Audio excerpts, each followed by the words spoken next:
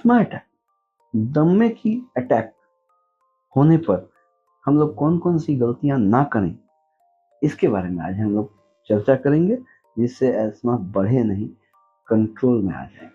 इस विषय में हम लोग आज चर्चा करेंगे। आप लोग जो नए दर्शक आए हैं उनका मैं स्वागत करता हूं और अनुरोध करता हूं लाइक सब्सक्राइब कमेंट शेयर करके जाने के लिए। पुराने दर्शक जो लाइक सब्सक्राइब कमेंट शेयर कर रहे हैं उनको मैं बहुत बहुत धन्यवाद देता हूं। मैं doctor Narendra Pandey, allergy asthma centre Kolkata के चैनल में आप लोगों का स्वागत करता हूं। और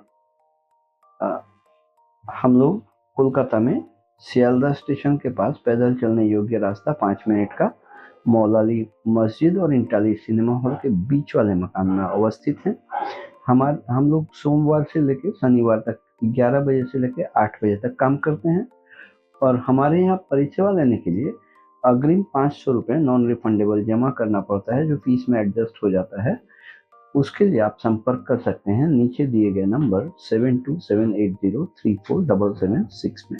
मूल विषय पर वापस आते हैं। एस्मा अटैक अगर होता है किन्हीं को, तो सर्वप्रथम हम लोग जब सांस में तकलीफ आता है, तो सांस में तकलीफ आने से लोग क्या करते हैं, ज़्यादातर दरवाजे जंगला को खोल देते हैं कि फ्रेश एयर घर में आएगा और राहत से सांस ले पाएंगे।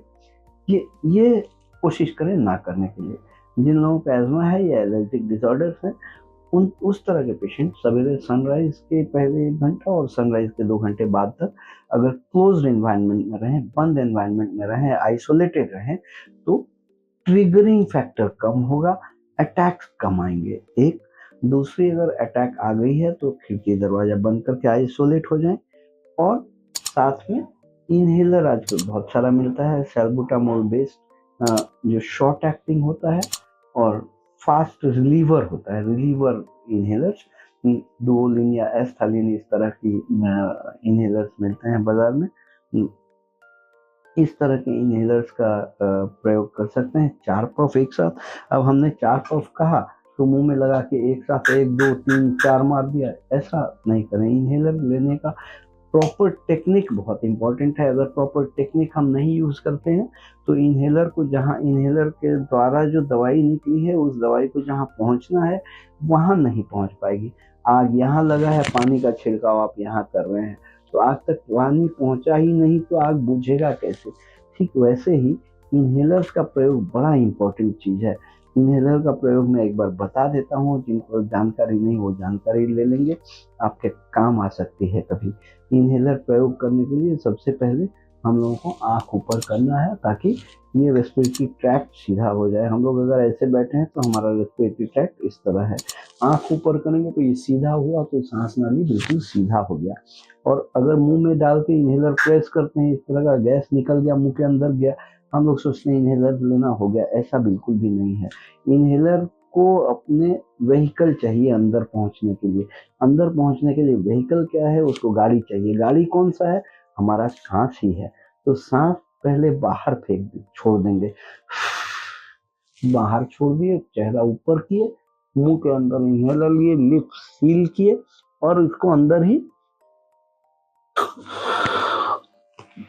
दबाने के बाद जैसे ही स्प्रे अंदर जाए मुंह में, उसके साथ साथ ही जोर से अंदर टानना है, टान के रोक के रखना है, सांस 10 गिनना है, ताकि ऑर्गन में हर जगह टिश्यू में वो आराम से अपना जगह बना ले। और उसके बाद नाक से इनहेलर को वापस छोड़ दीजिए। 4 पफ लेना, एक साथ 4 नहीं लेना है। 1 पफ का ये साइकिल लेना पूरा हुआ, 1 मिनट वेट करिए, सारे मेडिसिन को लंग में सेटल डाउन हो जाने दीजिए। 1 मिनट बाद फिर दूसरा पफ लीजिए, 1 मिनट बाद फिर तीसरा पफ लीजिए, 1 मिनट बाद फिर चौथा पफ लीजिए। ऐसे पार्ट करके ये पफ लेना है। ये तो रहा फौरी तौर पर समस्या का समाधान। और रेगुलर चलने के लिए जो लॉन्ग एक्टिंग ड्रग्स आते हैं उनका इस्तेमाल करना जरूरी है। परमानेंट सॉल्यूशन करने के लिए हम लोगों को जरूरत है। एस्मा अटैक के पीछे सबसे महत्वपूर्ण होता है ट्रिगर, और ट्रिगर है एलर्जीज।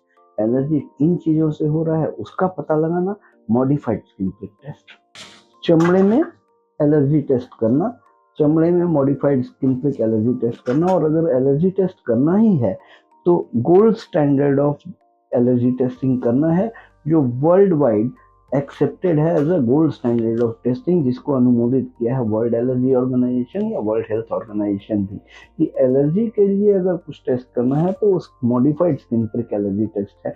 हम लोगों के यहाँ ये modified skin prick allergy test 144 तरह का होता है। इसका चार्जेस 2,500 रुपये है और परामर्श शुल्क 1,000 रुपये है। और ये एलर्जी टेस्ट जब हो जाता है, ये एलर्जी टेस्ट होने के बाद बहुत सारे लोगों को ये भ्रम रहता है कि एलर्जी टेस्ट होने का मतलब सारा खाना पीना बंद हो गया। देखिए, खान पान जो है सिर्फ 5 से 10% ही प्रभावित करता है हमारे एलर्जी के लक्षण को।